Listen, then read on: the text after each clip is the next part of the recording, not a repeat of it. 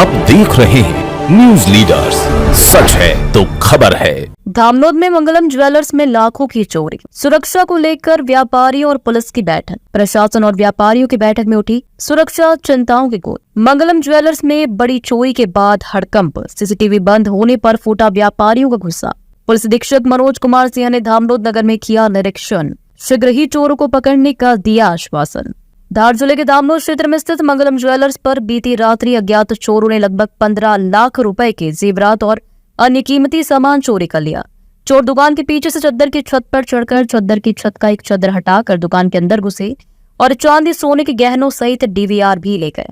घटना के बाद गुरुवार को दोपहर में धामनोद पुलिस द्वारा एक बैठक आयोजित की गई, जिसमें एडिशनल एसपी विजय डावर, एसडीओपी मोनिका सिंह, थाना प्रभारी प्रवीण ठाकरे सहित नगर के प्रमुख व्यापारी, जनप्रतिनिधि और आम नागरिक उपस्थित रहे। बैठक में प्रमुख निर्णय लिए गए, जिसमें रोड पर लगे बंद सीसीटीवी कैमरों को जल्द दुरुस्त किया जाए। प्रत्येक व्यापारी से अपील की गई कि वे अपनी दुकान पर कम से कम एक कैमरा रोड की ओर जरूर लगाए। ग्राम सुरक्षा समिति को पुनः सक्रिय करें। मोहल्ले मोहल्ले समितियां बनाकर रात्रि में सुरक्षा के प्रबंध करने का निर्णय लिया। कुछ व्यापारी ने नाराजगी जताते हुए कहा कि नगर पंचायत की अनदेखी और भुगतान में देरी के कारण कैमरे वर्षों से बंद पड़े हैं, जिससे सुरक्षा व्यवस्था कमजोर हुई है। प्रशासन पर भरोसा नहीं किया जा सकता, इसलिए व्यापारियों को अपनी सुरक्षा खुद सुनिश्चित करनी होगी।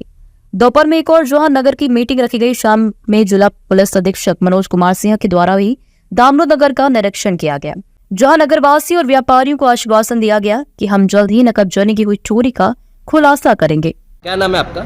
मैं जयप्रकाश पान, सराफा एसोसिएशन अध्यक्ष धामनोद।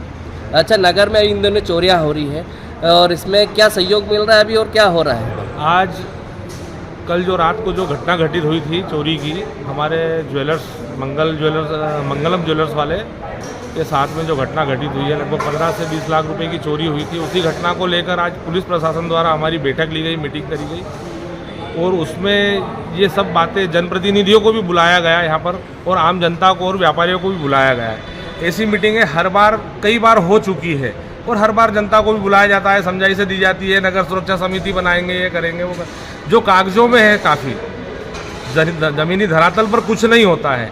तो मैं तो आज यहाँ पर आने के बाद में आज फिर मायूस लौट रहा हूँ कि जो विगत कई वर्षों से नगर में जो कैमरे लगे हैं, हम लोगों के पैसों से लगे हुए कैमरे हैं, पर नगर पंचायत की थोड़ी सी अनदेखी और जरा से पेमेंट रोकने के कारण कई वर्षों से उस चीज़ का मेंटेनेंस नहीं हो पा रहा और वो चालू सुचारू नहीं है, जिसका भुगतना कई व्यापारियों ने अपने यहाँ चोरी के माध्यम से दिया है।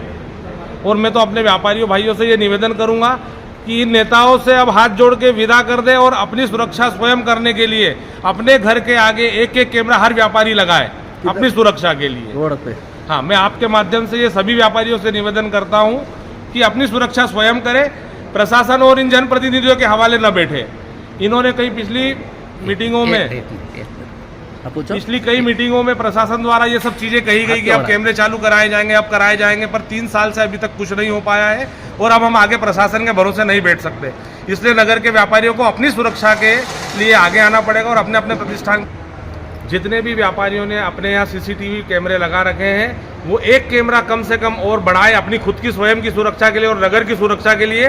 रोड की तरफ उसका मुँह रखे और सारा टीवी वो फुटेज अपने यहाँ सेव रखें। अपनी स्वयं की सुरक्षा के लिए हर व्यापारी को अपने आगे आना पड़ेगा और अपनी सुरक्षा के लिए ये कार्य करना पड़ेगा। आपका नाम? मैं जयप्रकाश पाठ, यशोदा ज्वेलर्स धामनोद, सराफा एसोसिएशन अध्यक्ष। परिवेश में आए थे, क्या रहा पूरा मामला सर? देखिए, धामनोद कस्बे में मंगलम ज्वेलर्स जो तरुण सोनी जी का है, उनके यहाँ नकबजनी हुई है और नकबजनी में इनके चांदी के गहने और सोने के गहने भी गए हैं। और क्योंकि बीच बाज़ार में जहाँ व्यवसायिक क्षेत्र है, यहाँ सारे व्यापारी निश्चिंत होकर व्यापार करते हैं, वहाँ पे ये चोरी का अंजाम लोगों ने दिया है। तो इसको पूरी धार पुलिस चुनौती के रूप में ली है और आप सबके माध्यम से पूरे व्यापारी लोगों को मैं आश्वस्त करना चाहता हूँ कि आप लोग अपना व्यापार निश्चिंत होकर करिए और आपकी सुरक्षा की जिम्मेदारी हमारे ऊपर है। और मैं अपनी पूरी टीम को माध्यम से आपको आश्वस्त करता हूँ कि हम इस नकबजनी की घटना को बहुत जल्दी पकड़ लेंगे और पकड़ने के बाद इनको सबक भी ऐसा सिखाएंगे कि आने वाले दिनों में पूरा धामनोद कस्बा सुरक्षित रहे और शांत रहे।